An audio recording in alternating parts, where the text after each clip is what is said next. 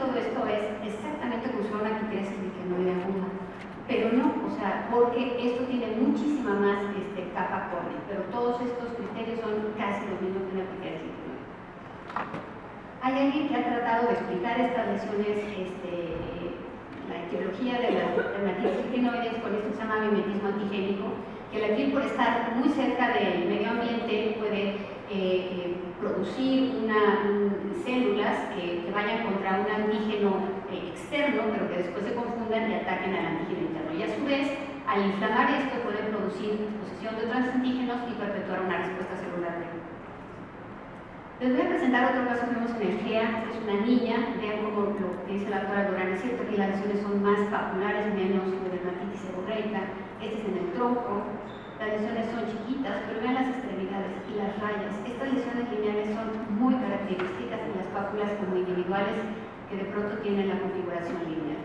Y lo mismo, esta puede indicar como psoriasis, por esta gran capa de parakeratosis con neutrófilos, pero si nos acercamos, hay daño en tefaz y linfocitos que migran y queratinocitos necróticos. Este es otro caso del doctor Fernando de la Barrera, un señor de 36 años que desde los 6 años tenía esta lesión. Por eso les digo que no sé si esto infantil cambia, pero este paciente tenía la cara como de dermatitis seborreica. Las lesiones papulares pequeñas, algunas empezaron a ser más queratósicas, algunas tienen el aspecto lineal, en el codo, en las piernas, y nuevamente lo que llama la atención estas grandes capas de parakeratosis. Aquí hay un poquito de atrofia, pero vemos lo mismo, parakeratosis y estos cúmulos de parakeratosis con neutrófilos. El problema es el tratamiento. Hay de todo, ¿no? Se ha intentado todo, de Cuba, los biológicos, esteroides, y estos... ¿Me encarga el tiempo, por favor? Es muy fácil de diagnosticar. En realidad, lo que sí es que es muy difícil de tratar. Entonces ellos piden una combinación de fototerapias y citrulina psicótica. Y como conclusiones, bueno, es una enfermedad rara. Hay mucha confusión en la literatura, pero sí hay criterios para diagnosticarlo y lo más importante es la correlación clínico-patológica para hacer el diagnóstico. Gracias. Muchas gracias.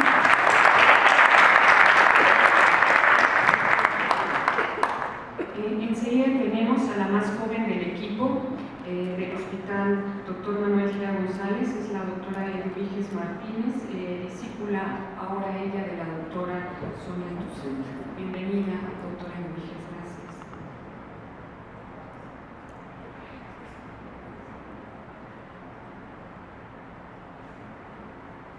Muy bien, buenos días.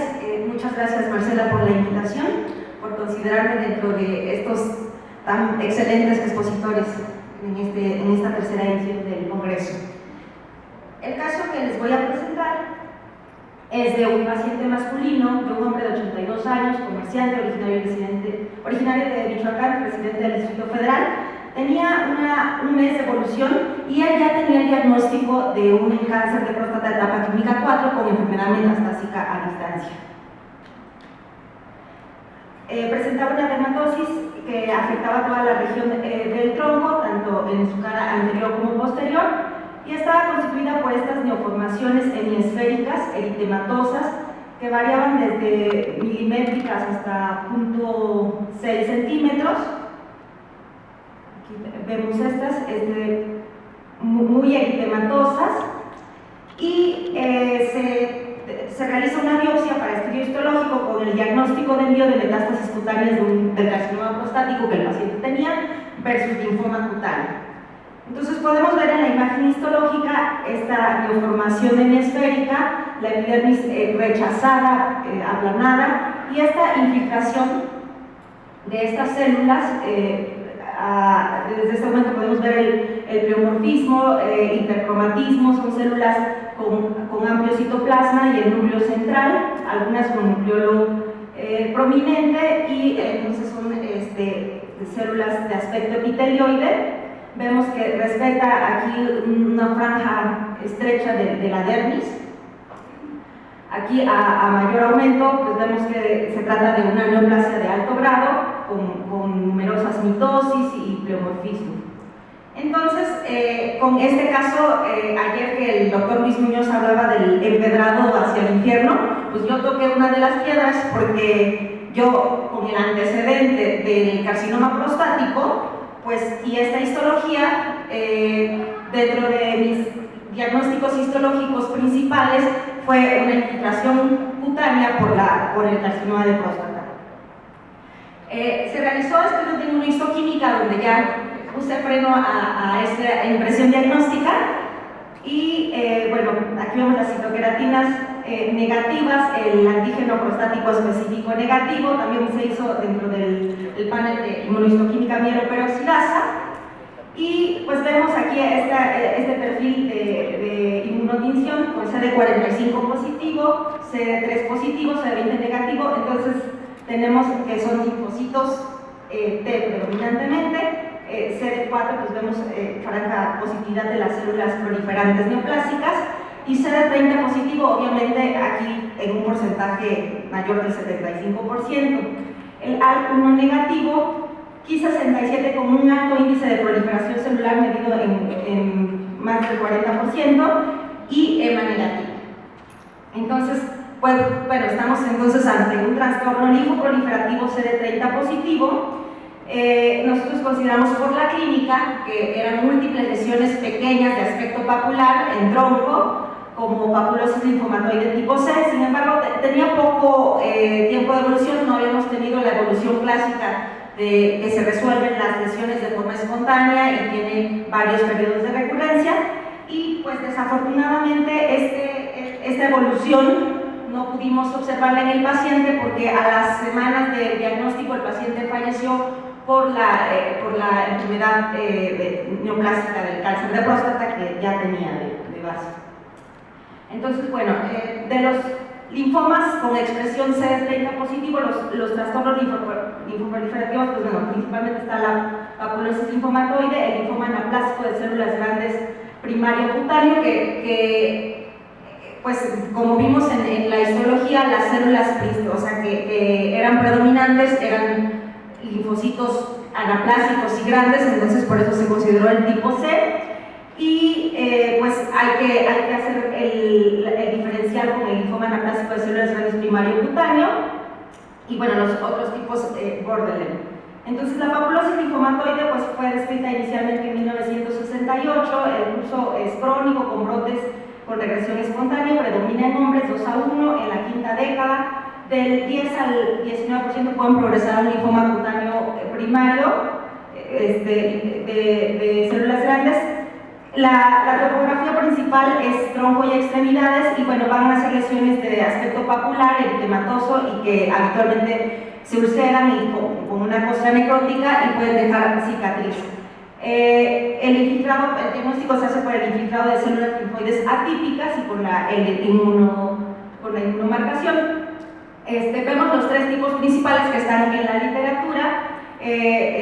Bueno, en nuestro caso nosotros lo consideramos tipo C y sin embargo, aunque nosotros ponemos las clasificaciones, pues no siempre el comportamiento biológico se ajusta a las clasificaciones, entonces no siempre todos los casos pueden ser clasificados.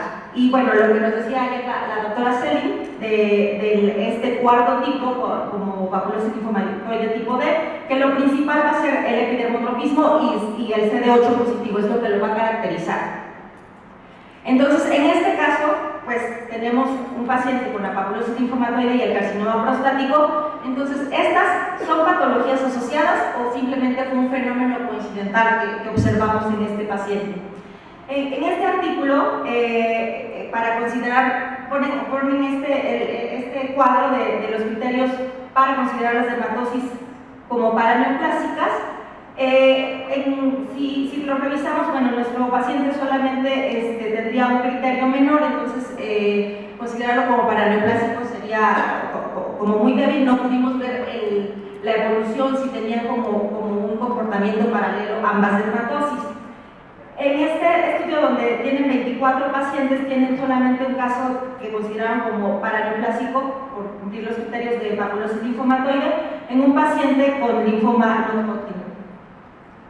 Entonces, bueno, si hacemos una búsqueda de papulosis linfomatoide y carcinomas, tenemos en esta publicación donde un paciente con síndrome de carcinomas nevoides, carcinomas vasocelulares nevoides, presentó papulosis linfomatoide y se ha visto que la misma alteración del gen Patcher que se encuentra en los queratinocitos también lo tienen los linfocitos. Entonces pues no sabemos ahí cómo se puede dar la interacción y que también fuera, o sea, parte del espectro que pudiéramos observar en la alteración de este gen. Este otro caso con una papulosis linfomatoide y un paciente que en realidad pues, tuvo la papulosis linfomatoide, que tenía 30 años de evolución, después desarrolló un linfoma de Hodgkin y después la enfermedad de Paget. Consideraron que esta enfermedad de Paget pudiera ser secundaria a que había estado prácticamente 30 años con una dosis baja de metotrexato y que eso hubiera causado cierta inmunodepresión. Y bueno, otro que no es en particular una papulosis linfomatoide, es un linfoma T, CD30 positivo. Un paciente, es un reporte de 2 casos, donde un paciente tenía carcinoma gástrico y desarrolló el linfoma, y otro paciente que tenía, una paciente mujer que tenía un teratoma ovárico y presenta el linfoma, extirpan el teratoma y las lesiones del linfoma desaparecen. Entonces como un paraneoplásico. Entonces, pues finalmente queda todavía como la pregunta en el aire. Tenemos que, como se tiene que hacer mayor búsqueda de toda la señalización intercelular entre las vías de señalización celular para determinar si estas están relacionadas o solamente fue una observación incidental de este paciente. Muchas gracias. Muchas gracias, doctora Eduviges. Excelente caso. Enseguida cambiamos de escuela y nos regresamos a la de militar, y tenemos a la pionera de estos cursos de dermatopatología, la doctora Laura Juárez Navarrete. Muchas gracias, doctora Navarrete. Les encargo apegarnos un poquito más a los tiempos para que nos dé chance de preguntas. Son casos extraordinarios para poder tener al menos una pregunta por caso. ¿Sí? Gracias.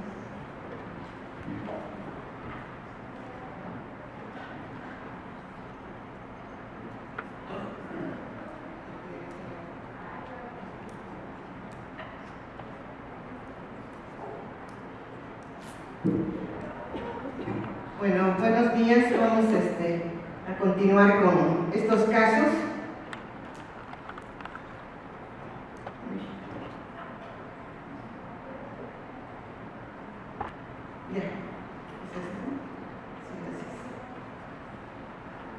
Bueno, pues el caso que les voy a presentar se trata de un paciente masculino de 24 años de edad, originario del Estado de México, que radica en esta ciudad. Es un joven que es soltero, que tiene como antecedente ser bisexual, pero el antecedente más importante que este paciente tiene es deficiencia de la inmunidad celular por VIH, diagnosticada en enero de 2011.